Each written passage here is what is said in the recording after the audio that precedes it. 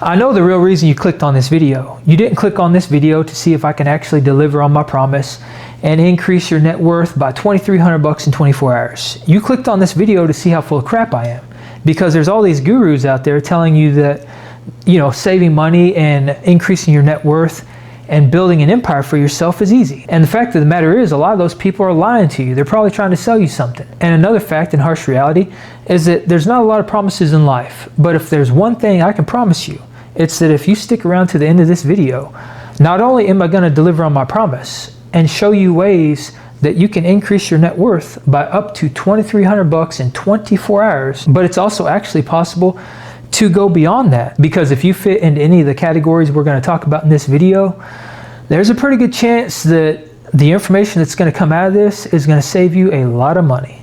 But who am I to say that? And why should you listen to me? That's the best part of all this. I'm nobody. But as a nobody, I was able to retire myself from the workforce at the age of 39 using only the money I had saved. I never invested. I was never handed a cent. I didn't get a pension. I wasn't in the military. None of these things. I'm nobody special. And that's the beauty of this whole situation, because it means that if I can do it, you can too. And I know there's going to be a lot of naysayers out there. They're like, well, you're probably making six figures. You're making $200,000 a year. That's also not a fact. I was making $70,000 or less for over 85% of my career. I didn't start making over $70,000 a year until 2019, and I started my career in 2005. All right, so it's possible, and I'm going to show you how. To preface this, before we dive in, the way I came up with this information is I went on Google and I figured out what are the things that the average American is wasting their money on that I'm not, and of those things, what's non-essential. And the first thing on that list is subscription services. This one here has the potential to save you up to, and possibly even more, depending on what all you're subscribed to, $130 a month. So according to Google, the average American has about 4 streaming services. Those are Netflix, Amazon Prime, Disney Plus, HBO Max. And I went with the middle tier on each one of those because the middle tier means that you don't have ads. And I can't imagine the average person spending money on a subscription service and still having to watch ads. So I figure most people have at least the middle tier. So Netflix is $17.99, Amazon Prime $14.99, Disney Plus $15.99, and HBO Max is $16.99. That is $65.96 that you could be saving per month if you don't subscribe to these streaming services. Now I can tell you that when I moved into this house back in 2009, I went 5 years without a TV in here. After those 5 years, I bought this TV behind me, which is very outdated. I don't buy the next newest, nicest piece of electronic equipment because it's a huge waste of money. On this, I have a Fire Stick. All right, it's not even a smart TV. So on the Fire Stick, there's a lot of free stuff. You can see it says free right there. And if I want to watch something, if I can't watch it for free, I don't need to watch it. But it's fairly rare that I sit down and actually watch any of this stuff. And I also take comfort in knowing that I don't need this in my daily life. And in addition to that, I would also tie in cell phones as a subscription service. Verizon, I pay them $45 a month because I have an unlimited plan, but it's pay as you go. The unlimited plan is $65 a month.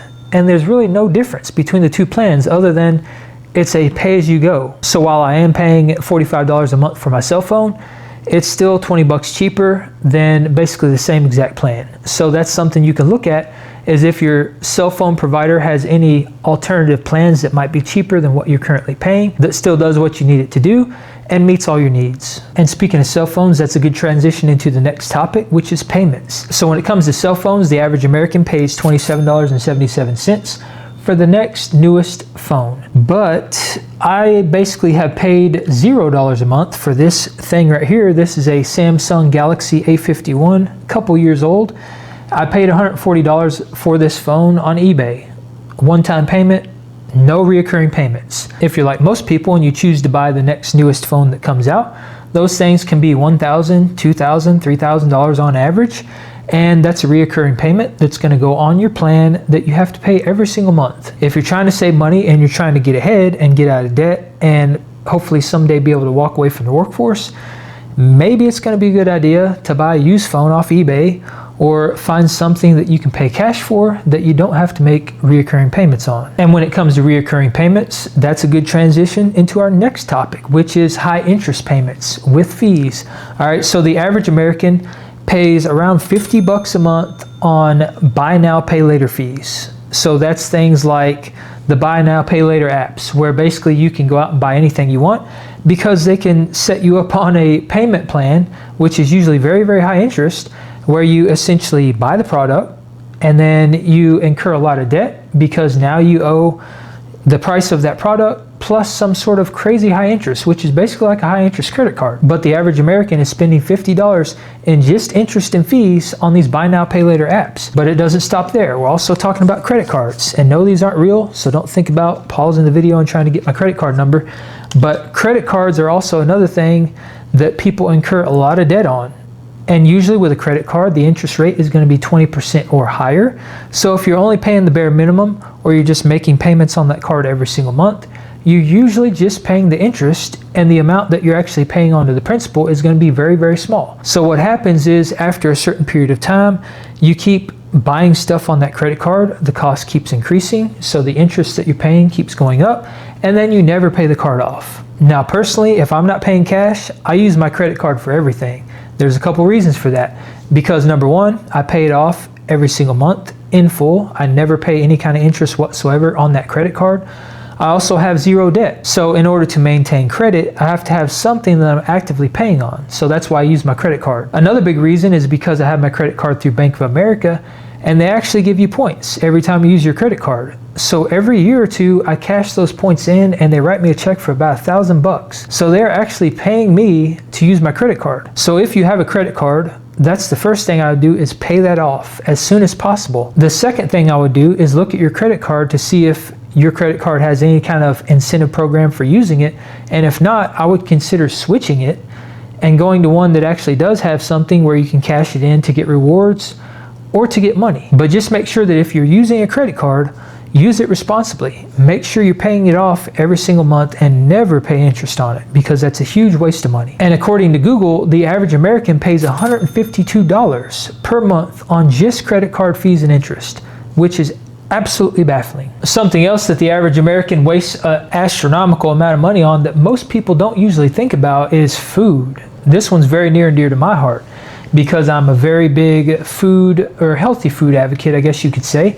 I have another channel on YouTube and it's all about health and wellness, and that's actually what started me on this journey of helping people. So when it comes to food, I figure the average American is going out to eat about 3 times a week. For some people it might be more, for some people it might be less, but I figure that's about average. And if you're going to McDonald's, it's $11.69 for a quarter pounder with cheese. All right, so that comes up to $140 a month, which is a lot of freaking money for basically junk food, because you don't want to be consuming that kind of stuff anyway. Now, according to Google, the average American spends $1,080 on groceries a month. That's a lot of freaking money. I don't know how true that is, so let me know down in the comments below how much you spend on groceries per month. But I can tell you, me personally, I spend about $200 a month on average. And you might be wondering, how in the world do you eat that cheaply? Well, number one, I'm just one person, but number two, I'll also eat a very, very healthy, clean diet, which also might sound kind of contradictory to what we're usually led to believe, because we're told that healthy food is actually more expensive.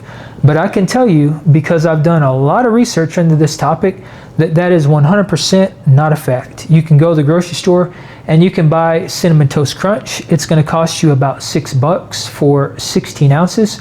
Or you can buy 16 ounces of ground beef and it's going to cost you about $5. The amount of calories is roughly the same, about 1,400, but guess which one's going to actually fill you up and leave you satiated? Guess which one is going to improve your health, and guess which one is going to destroy it? And that also, not that that's part of this topic, but that also equates to a cost savings, because when your health's good, then you don't have to spend money on medical bills. So that's going to pay for itself in the long term. But short term, getting away from this hyper-processed food and all this junk food is going to be absolutely essential for doing that. The way they market all the junk food and all the hyper-processed food, it leads you to believe that that stuff is actually cheaper.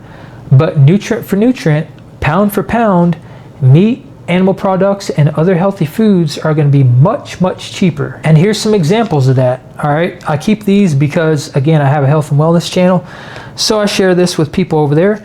But I bought chicken leg quarters from a local butcher shop, May 8th, 2025. It cost me $1.49 a pound, and you can see 5 pounds of chicken leg quarters was $8.13. Very, very cheap. Another prime example, bone-in pork chops. Again, I got these from a local butcher shop, $1.59 a pound. Whole pack, which was 10 pounds and some change, for $16.40. Another prime example, ground beef. All right, I got 5 pounds of ground chuck here, $3.39 a whole pack, 5 pounds for less than $20. And then last but not least, I bought these pasture-raised local eggs from a local farmer in my area for $3 a dozen. That's where I get all my eggs. I never buy them from the grocery store anymore. So that's another big way to save money, is if you buy your stuff local. And if you don't think that you have affordable local food in your area, I also beg to differ, because I created, quite literally, the largest animal-based directory on the web. I'm going to put a link to that in the pinned comment below and in the description. The directory is 100% free to use. There are over 7,200 listings on this farm map, and there's been over probably 60, 70, maybe even 100,000 people use this thing so far. All right, so now that that dead horse has been beaten, another big one on food is food delivery. The average American spends $407 a month on food delivery. I don't know if that's true for you. Again, let me know down in the comments below. But if you're paying for food delivery, that's an astronomical waste of money. And another big one is morning coffee. I would say that if you require a morning coffee, I would brew your own, because according to Google, a Starbucks cappuccino, which I figured is something most people get, I don't know because I don't drink coffee, but it is $5.95. If people are buying that 3 times a week, that is $71.40 a month that you're spending just on coffee. And then another big one people waste money on is convenience foods from vending machines. So according to Google, the average person spends about $27 a month. That's a huge waste of money for many reasons. Number one, it's junk food. It's probably going to make you hungrier. And number two, it's also usually marked up quite a bit compared to what you would buy in the store. So if you are going to consume junk food and you can't get away from that kind of stuff, buy it from the grocery store and have it on hand, or eat something that's actually satiating so that you're not getting hungry every couple of hours. And vending machines is a very good segue into the next topic, which is consumerism. And what's the biggest market out there where people usually blow money? Amazon. According to Google, the average American spends $91.75 on Amazon every single month. And that's not including Amazon Prime, which we talked about previously when we were talking about subscription services. So if you're spending $91.75 a month on Amazon, I would really stop and ask myself, what the heck am I buying that I need to spend almost $100 a month on? And whatever it is that you're buying, is it important? Is it essential? It's a great question to ask, because I can tell you that there's been times in my life where I fell into this and I was probably spending at least that on Amazon.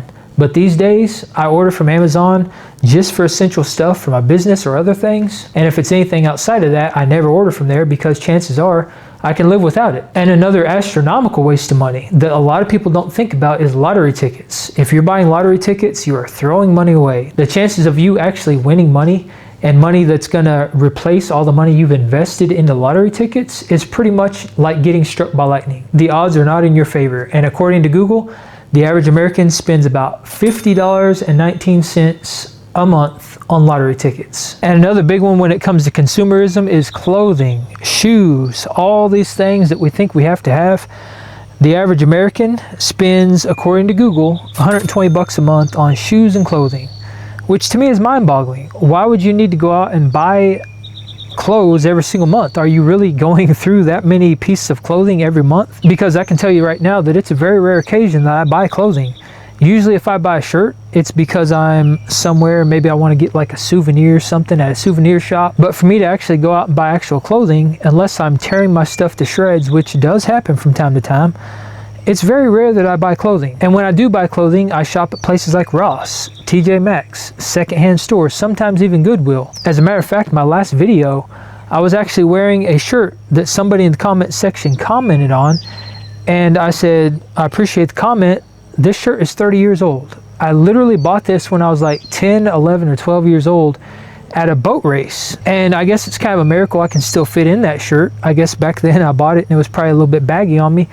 But I mean, that's the kind of clothing I have. A lot of the t-shirts I wear are from high school. And I probably wear shirts that even date back further than that. I'm talking like middle school. And while I don't think it's necessary or even important to still have and wear clothes from high school and middle school, I do think it's important to not buy into this consumerism mindset and feel like you have to go out and refresh your wardrobe every single month, because that right there is the epitome of consumerism. And when you're doing that, you're just throwing money away. And just a couple bonuses, which I'm not going to dive into the specifics on how much they cost every month, but some other things to keep in mind is bank overdraft fees, transfer fees, vehicles, and memberships. All right, so when it comes to bank overdraft fees, if you're withdrawing too much money out of your account, or if your bank has specific fees for certain things, keep that in mind because that stuff also adds up. Transfer fees, we're talking about things like Venmo, Cash App, PayPal, all those things. Every single time you use them, it tacks on a fee, and a lot of times it's like 3%. And that can also add up. Vehicles, that's a huge one. I've done a dedicated video on that, but just keep in mind that if you're buying a new vehicle, it also means more expensive insurance. It means that your payments are going to be very high. It means higher taxes and registration. It also means that you're probably paying for a warranty. It also means paying for services at the dealership. That way you can maintain that warranty. And in a nutshell, buying a new vehicle is an astronomical waste of money because they depreciate the moment you drive them off the lot. And then when it comes to memberships, things like Costco, Sam's Clubs, gym memberships, all these things can actually be beneficial because if you're using something like Costco or Sam's Club, you're buying in bulk and chances are you're going to be saving a lot of money. But if you're not using it that often, you might want to think about looking at that and weighing it out. Is the amount that you're using that membership and the amount of money you're saving worth the cost of the membership? Or does it make sense to get rid of it so that you can save that money? And when it comes to things like gym memberships, gyms can be pretty freaking pricey, but there are cheaper alternatives out there. If you're paying for a top tier gym membership that's like $200 a month, can you get by with something less? And even better than that would be, do you have the space for a home gym? Because that's exactly what I've done here, is that I have the space for it.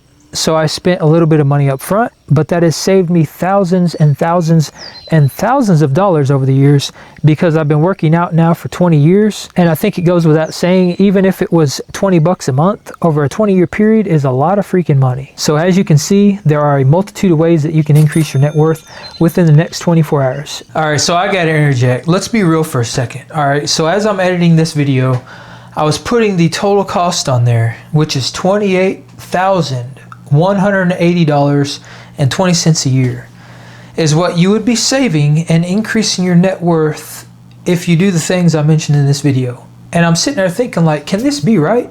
Like, have I screwed up my math this bad? Because that seems like a substantial amount of freaking money. So I went back, I redid the math numerous times, and then I was like, okay, maybe it's the groceries. You know, it was $1,080. That seems excessive. Let me drop that back to $400 a month because that seems pretty reasonable for the average American. But that came up to be $20,020.20. All right, so I can't even express how insane this is. So just for some context, some additional context, I was also balancing my books this morning.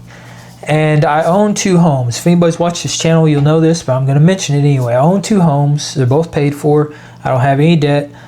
I have quite a bit of stuff. I have animals to take care of. I've got, chickens out there. I got to buy feed for them. I've got a cow. I've got a dog that I have to buy food for her. I've got quite a bit of land to tend to. I have to buy gas for my lawnmowers, my weed eater. I've got a business I run on the side I buy inventory for. And a lot of stuff. I figure I'm actually probably spending quite a bit of money throughout the year, all right? But I was balancing my books. Today is July the 2nd of 2025. So I have spent $13,000 so far this year. My annual expenses are roughly about $20,000, all right? And that's owning 2 homes with all the stuff I have to keep up. So the idea that just excess, and I didn't even go into all the stuff in this video. There's a whole lot more stuff I could have dove into because there are a lot of other things that people spend money on, and I guess it's just consumerism stuff that you could actually cut out. So there's a lot of things I kind of cut out of this video just to keep it from being like an hour long, but you could go much deeper into this. But the idea that you could save $28,000 a year or $20,000 a year just on excess stuff by trimming the fat. And we wonder why it's so hard to make ends meet, why it's so hard to save money and invest and get ahead and be able to retire and all these things. It's just baffling to me. I mean, just this excess stuff, if I was doing all these things I talked about in this video, I would be double my yearly expenses right now. I'd be at like $40,000 a year. The way I've always set my life up, I mean, this was from day one, because I knew, like day one going into my career, like 20 years old, I knew that I didn't want to work my entire life, and I also wanted to feel secure. So that if something happened in the economy or whatever, like if I lost my job, I wasn't going to lose my house, because I had planned on building a house. I designed this house myself. It has kind of sentimental value to me, but it's years of my life that's in this house because I worked so hard to build it, pay it off. So I knew I didn't want to lose that. So I've always set my life up in a way that I can get by on minimum wage. That way, if anything happens, surely to goodness, I could get a job cutting grass somewhere, and I could at least keep the lights on, or pay the taxes so I don't lose my home, pay the mortgage, all these things. But when we're consuming all this stuff, and you see how quickly it adds up, that's the other thing, it adds up so fast. 50 bucks here, 20 bucks here, 100 bucks here, and before you know it, you're at $2,000 or more a month, $20,000 more a year. It is just absolutely absurd. And I don't think there's anything else that's going to highlight the consumerism problem that we have in this country like this right here does. This is just absolutely insane. So if you fall into any of these categories and you're having a hard time making ends meet, I would look very, very hard into the stuff I talked about in this video and see if there's ways you can trim things out. In some cases, maybe there's not.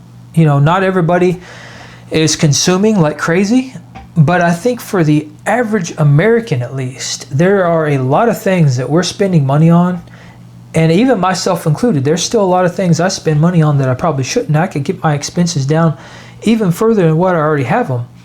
But for the average American, I think there are a lot of things we're spending money on that we simply don't need to.